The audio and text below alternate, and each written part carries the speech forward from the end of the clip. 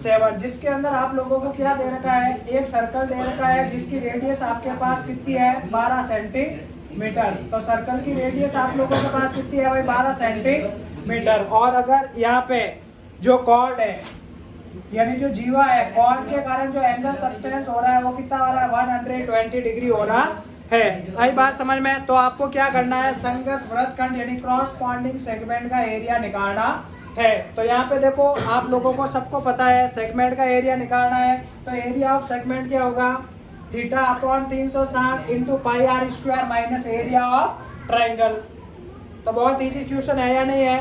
तो आप लोग खुद डायरेक्ट कर सकते हो। तो देखो इस क्रॉसपॉन्डिंग आपको क्या निकालना, सेगमेंट का एरिया निकालना है। तो area of segment, area of segment, तो इस सेगमेंट का एरिया आपके पास क्या होगा, theta upon 360 into pi r square minus area of triangle A O B. इसको ए मान लिया, इसको बी, और इसको क्या मान लिया अपन ने, ओ मान लिया। तो आपके पास क्या हो जाएगा, area of triangle A O B. तो यहाँ पे ध्यान से सुनना, थीटा आप लोगों के पास कितना है, 120 आया नहीं है, अपॉन 360 इंटू पाई की वैल्यू 3.14 लेनी है। रेडियस आपके पास कितना है, 12, तो 12 का स्क्वायर हुआ या नहीं हुआ।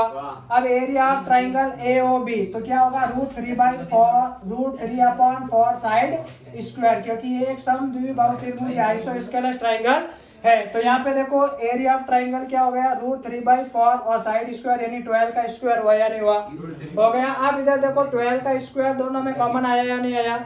अब देखो 12 3 36, तो यहाँ पे 1/3 टाइम कटा, 12 का स्क्वायर मैंने बाहर क्या ले लिया, कॉमन ले लिया है। तो यहाँ पे देखो ये कट गया। अब मल्टीप्लाई में क्या है, 3.14, ये क्लियर है आप लोगों के, माइनस √3 की वैल्यू 1.74 अपॉन 4 हुआ या नहीं हुआ। अब इसको सॉल्व करते हैं, 144 ब्रैकेट 3.14 माइनस इधर देखो अपॉन 3 माइनस 1.73 अपॉन 4। तो यहाँ पे अपन लोगे एलसीएम। तो ध्यान से सुनना, 144, देखो सारे बच्चे ध्यान से देखना भाई, इधर 3 4 जा 12, 4 को इधर मल्टीप्लाई कर दो, 3 को इधर मल्टीप्लाई कर दो, 4 चौक 16, 80 लगा 1, 4 एकम 4 और 1 5, 4 3 12, माइनस 3 तिया 9, 3 7 है 21, 80 लगा 2, 3 एकम 3 और 2 कितने 5 हुए या नहीं हुए। अब देखो 12 की टेबल से 144 कितने टाइम, 12 टाइम कट रहा है या नहीं कट रहा है।